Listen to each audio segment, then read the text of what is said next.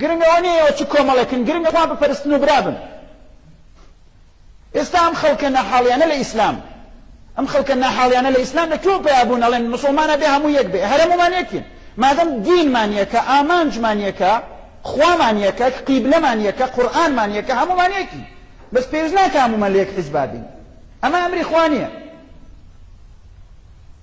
ئەمە ئەمری خوا نییە و هیچ علاقەیەکیشی بە ئیسلامۆ نییە ئەمەی کاڵێ ئەبێ یەک حیزب هەبێ. ئەزانی ئەم عەقڵە یعنی چی؟ ئەم عەقڵەی کاڵێ یەک حیزب هەبێ یعنی ئەگەر ئەو حیزبەی من بم کە گەشتمە دەسەڵات تۆ کە لە حیزبێکی ترین بەیعەتم پێ نەکەی من تەبڕم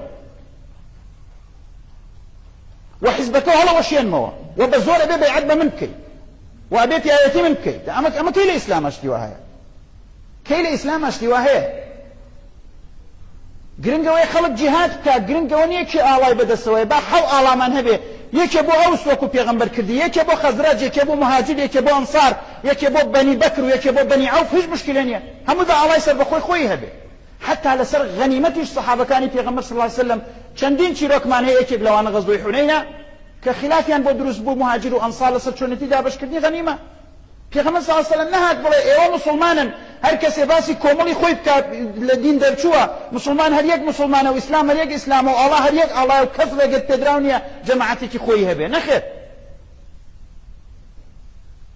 لەبەرەوە کاتێک کە باسییانە کردیان و منا و منکم کەس نێوت ئەمە بیدعەیە کەس نێوت موسڵمانە بێ یەک بێ ئەمە لە دین دەرچوونە دین هەر یەک دینە بەڕێزم دین هەر یەک دینە بەڵێ بەس حیزب دین نییە هەتا یەک حیزب بێ. کۆمەڵی نەفام و ناحاڵی لە بازێک جادەی سلێمانی نووسیویانە خوا یەکە بۆچی حیزبە ئیسلامیەکان سێن دەنگیان پێمەدەن لەبەر خوا لەبەر خوا دەنگیان پێمەدەن. ئەمە چەند چاواشەکاریکی گەورەی تیازان چۆن بەڕێزان باشە خوا یەکە حیزبی ئیسلامی سێ بۆ حیزبی ئیسلامی خوایە تا یەک بێ ئەمە چه علاقەی بەوە هەیە؟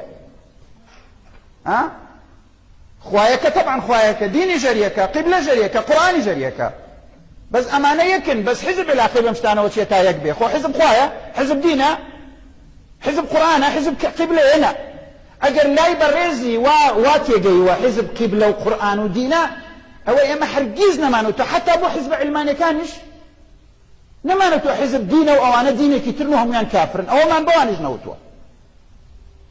حزب حزبە خوا خوایە قیبلە قیبلەیە قورئان قورئانە حزب علاقەی چییە بە قیبلە و قورئان و خواوە تا یەک بێ؟ ئەی باشە کە بێ بڵێن خوایەکەی تر شافعی و حەنەفی و مالیکی چییە؟ هەمویان ئەیە ئەبێ ببن بە یەک یا هەمویان بەتاڵن؟ ئەبێ وا بڵێن کەسێ لە ئومەتی ئیسلام غەڵەتی وای کردبێ قسەی وا غەڵەتی کردبێ نییە. ئەمە هەموو چاواشەکردنە خەڵک گەوجاندنە بۆ کۆکردنەوەی دەنگی حرام دەنگی گەوجاندنی خەڵک خۆی لەبەرەوەی خۆی ناپرسێ بۆ من ئەسڵەن بە سەرەتاییترین معنای ئیسلام هەندێک جار ئیلتیزام ناکەم تۆم پرسیارە لە خۆی ناکە هاتۆ پرسیاری ئەوە لە تۆ کاتۆ بۆچی جیاوازی لە براکەوت